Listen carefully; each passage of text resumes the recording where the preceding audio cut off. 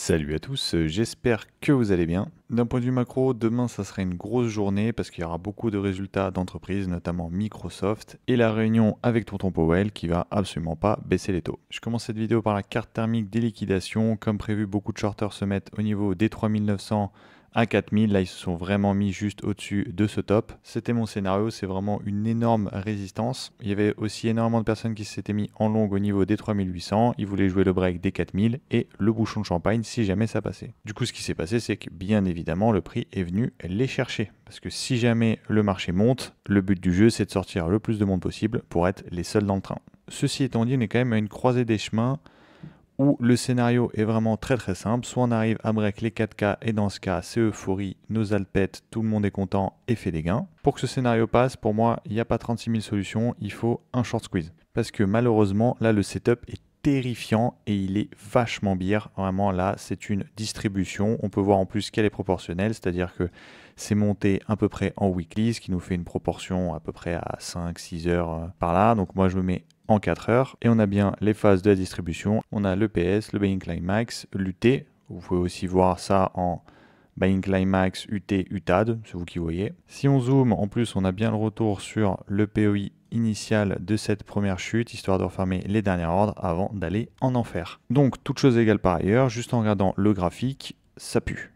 J'étais assez bullish, notamment avec cette mèche-là qu'on avait vue, parce qu'en fait, c'était absolument pas proportionnel. C'était juste proportionnel en interne pour aller faire des plus hauts, mais c'était absolument pas un mouvement assez proportionnel pour venir redescendre par rapport à ce grand mouvement haussier. C'était un mouvement proportionnel pour juste aller faire un peu plus haut. C'est ce qu'il a fait. Moi, je m'attendais du coup à un mouvement de short squeeze et que ça pète. Hier, j'ai cru que ça allait le faire, notamment avec cette petite mèche de ravalement qui est venu juste un peu en dessous chercher les equal lows qu'il avait juste fait là. Pour moi, ça allait être un bon mouvement, mais là, de ce que je vois actuellement, ça pue. Donc, soit ça short squeeze, soit on va passer un mauvais mois d'août. Donc, vous vous doutez bien que si jamais je le vois, tout le monde le voit. Je pense que vous aussi, vous sentez un peu que à tout moment, ça peut descendre ou alors ça peut faire péter les 4K. Donc, il y a énormément de personnes qui vont jouer la baisse, ce qui après une hausse comme ça paraîtrait logique. Et si vraiment beaucoup de personnes se mettent en short au-dessus de ce high, c'est sûr et certain qu'on va venir le péter.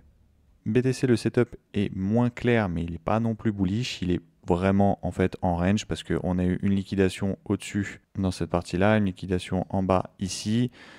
Je m'attendais à ce qu'avec ce high, on aille chercher ici et dans ce cas-là, on aurait pu venir claquer cet endroit-là. Si là, on y va juste là, pour moi, c'est une réaccumulation pour revenir au moins par ici. Parce que si on redescend plus bas et qu'on réintègre un peu ce rectangle juste ici et qu'on ne fait pas une mèche avant de repartir, bah malheureusement, on va continuer un peu à aller vers le bas et c'est absolument pas ce qu'on veut.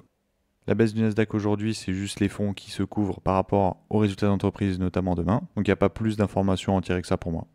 Other qui représente globalement le marché des altcoins, c'est-à-dire il y a eu un top, une petite correction, on est revenu juste en dessous pour refermer les ordres qu'on avait juste ici, ça distribue et ça descend un peu. Et maintenant on regarde tous ETH pour savoir dans quelle direction le marché va aller. Demain ou après-demain, je vous ferai une vidéo sur 5 altcoins comme je vous ai fait la semaine dernière. Donc n'hésitez pas à me dire en commentaire si jamais il y a un altcoin que vous voulez que j'analyse, comme ça je le mets demain dans ma sélection. Merci d'avoir pris le temps de m'écouter, je vous dis à la prochaine. Tchuss!